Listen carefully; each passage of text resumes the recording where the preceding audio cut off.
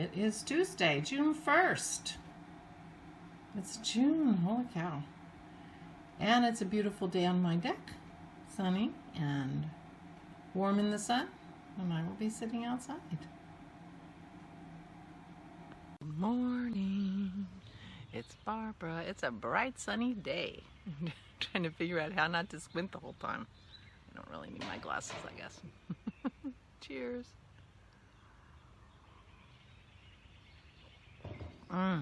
Beautiful out here. I did end up spending some time outside yesterday. I drew more pictures of my irises, which are right here.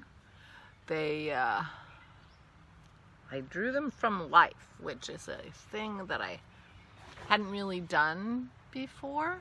I don't think I ever did it before, but maybe I tried it, I'm not sure. But anyway, I sketched a couple of sketches of irises from life, which was interesting. It wasn't as different as I expected. I normally sketch from a picture. I take a picture of whatever I want to, and then I sketch from the picture. Sketching from life is not completely different, although it is breezy out here, so things moved a little bit, but, you know, that was fine. I may get brave today and paint one of those and see how I do. Show you the dog sleighing over there, and then you can see my irises.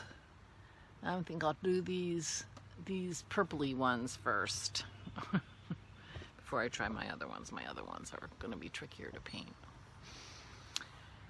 And so anyway, so I was outside for a while. Dennis and I were sitting out here talking and having a glass of wine. And a giant bird flew from over there and landed right on that tree, right exactly there. It was a pileated woodpecker. It was this big. It was at least 14 inches tall. It was huge. It was huge. Unfortunately, the dogs were on the deck with us. So by the time we both scrambled for our phones to take a picture of it, Maisie had already started barking at it and, you know, scrambled to get off the deck. And it was gone. But I saw it later in the tree and discovered that bird that we thought was an owl that sounds like a monkey is the woodpecker. It's not an owl. It's the woodpecker because I watched it yell. And so that's good to know. The owl, it sounded like the owl because Dennis had a little sound clip from the internet of the owl, and it sounds just like it, except that we were hearing it during the day. So that was always weird. Anyway, the monkey, it's a pileated woodpecker. There you go.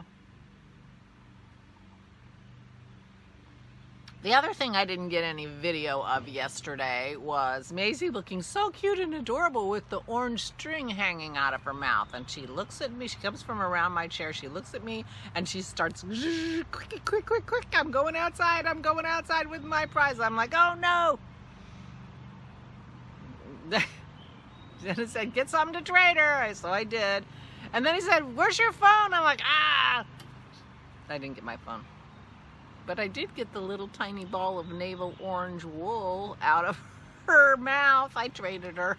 But she looked so funny. She had this orange string hanging out of her mouth. All our dogs before Maze, we have played a game called Gimme That. And Maze is our 5th dog together. And we finally learned that the Gimme That game is not a good game. So the Gimme That game is, you know, they have a toy and you run after them. Gimme that, gimme that, gimme that, you know, and they run away. And it's a keep away game that's very doggy. Dogs have a wide-ranging set of games that are, I don't know, innate in canine. And Gimme That, which is what we call it, is one of those games. And so, for our first 4 dogs, we would play the Gimme That. We would try to take things out of them, and they'd run away, and we'd chase them, and it'd be fun, and it'd be fun. Until they had something that you didn't want them to have, and you needed to get it from them.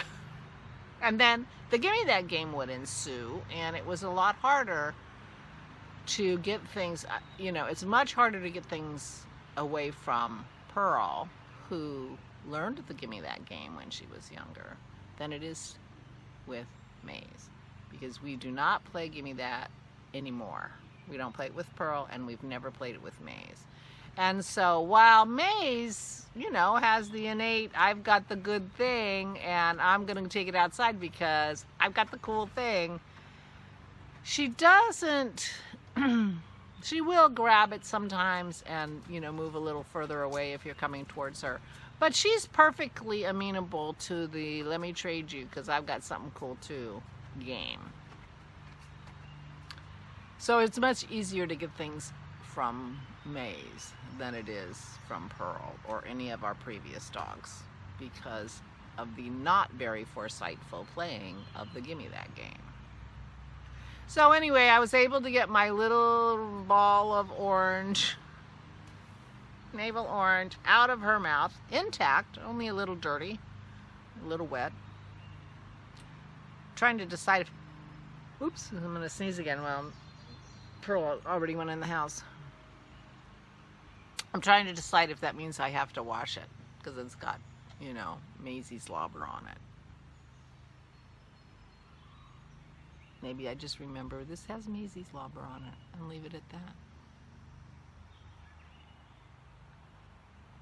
Is that gross? Putting Maisie slobber in my blanket.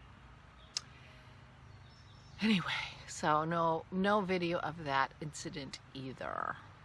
I have been very remiss in my videography. It is a beautiful day out here. A little bit of high clouds. And it you know, our Gizmo says it's 64, but the sun is so warm. The sun is so warm. Anyway, it's going to be a nice day here today. So when I was visiting with Christy, and I was talking with her about the loss of my knitting mojo, which makes me very sad, she laughed and said, oh, you should knit another boxy.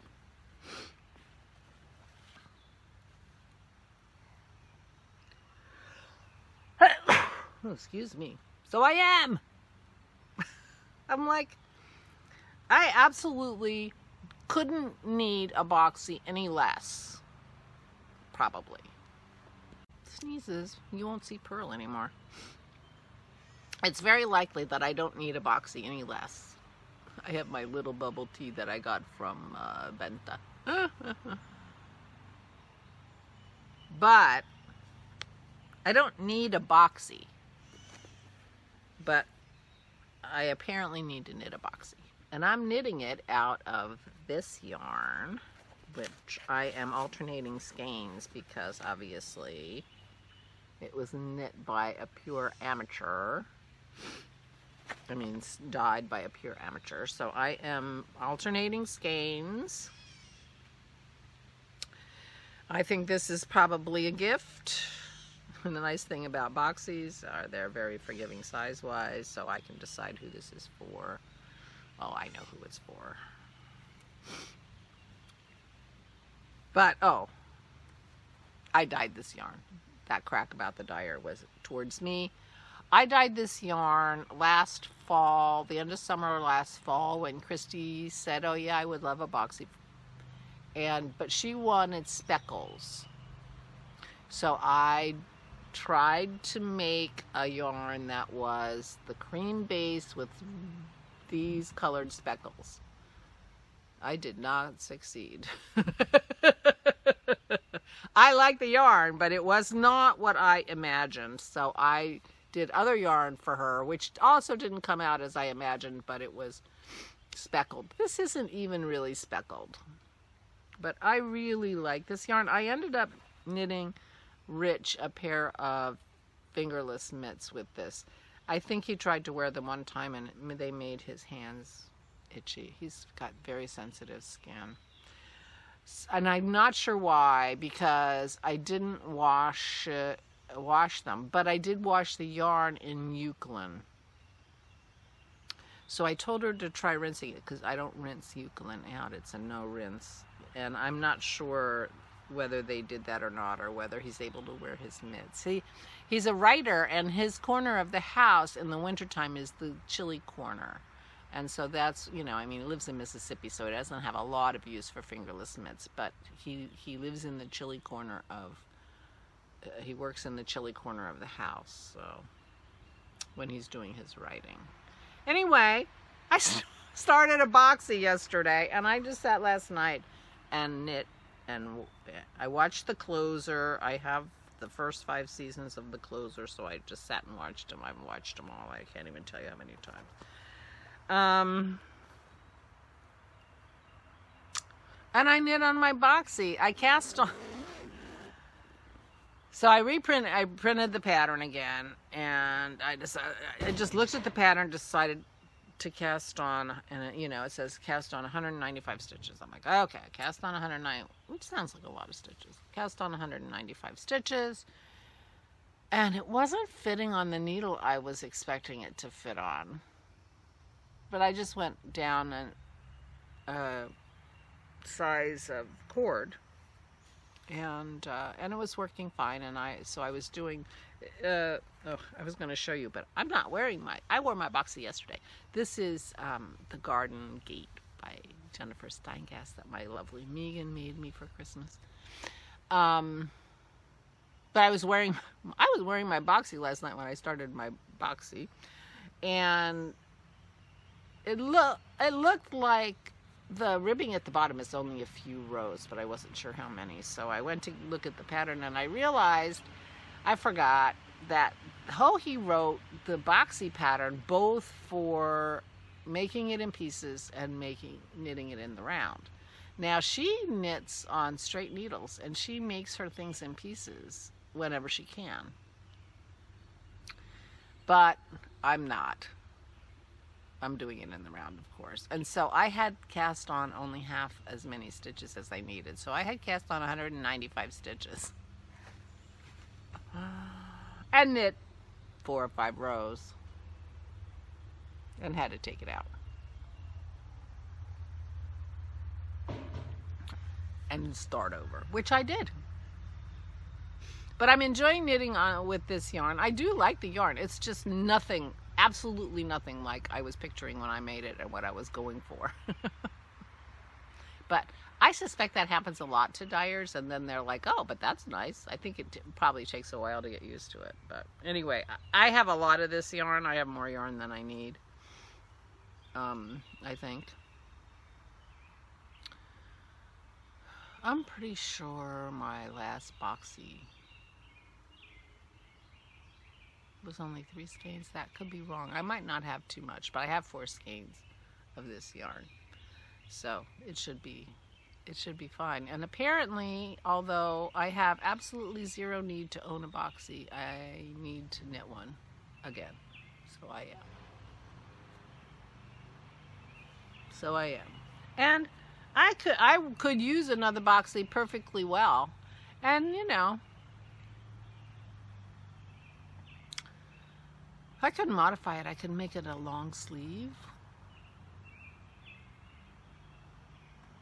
Maybe make the sleeve not quite as tight and make it long. Make the sleeves go all the way down so that it would be, you know, I mean, because I don't think of the boxy as a winter sweater, although I wore it in the winter, but I wore it with a turtleneck because I have to wear something under it anyway, because otherwise my belly shows, which I'm not a fan of anyway. So whatever. I'm talking myself into this. Isn't a gift, it's for me. There are lots of things you could do, but anyway, meanwhile, I started knitting it last night, and I just sat there and knit, and it was lovely. It was really nice. I just was vegging out, watching my show I've seen a million times, and knitting on a boxy. Felt like old Corona times. Apparently, coronavirus means lots of boxies in my wardrobe. You know, so I made 2 for me and 3 for gifts already. So this is my 6th boxy. And, you know, I mean, for me, it's equivalent to socks. People knit socks because they just want to knit and they don't want to think about things, and they just knit. And it would be a smaller, more comfortable knitting project to make socks in the summertime, but I don't do a lot of knitting when I'm out and about, so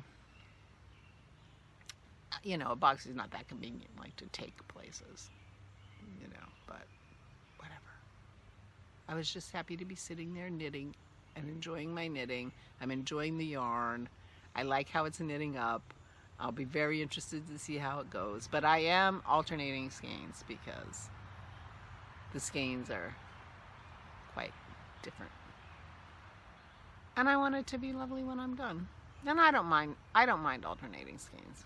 So I do it. There you go. So that was what I did yesterday. Today, I'm not sure. Maybe I'll be brave and get the paints out and see what I can do with these irises. I will be working on my boxy undoubtedly. Oh, I did make crackers yesterday. So I was in the kitchen a little bit. I don't know what's going on food-wise today. I will be going to the store because we need dog food. That's it. Nothing fancy. I think Dennis is going to mow the backyard today. That'll be nice. And probably a glass of wine on the deck again. Just, you know, take advantage of the gorgeous weather while we have it. Happy June 1st. Holy cow. Oh, and tonight I have plans to knit with a friend over Messenger or something. So I'll be doing that. And there you go. Bob's your uncle, as they say. So I will let you go. Haven't seen much of the girls, but I did give you a little peek. Pearl went inside before I sneezed. Maisie's out and soaking up the heat. She's going to be very warm to cuddle. Very warm. All right, I'll let you go. I hope you're well. Please take good care of yourselves. Please, please, please stay safe and stay sane.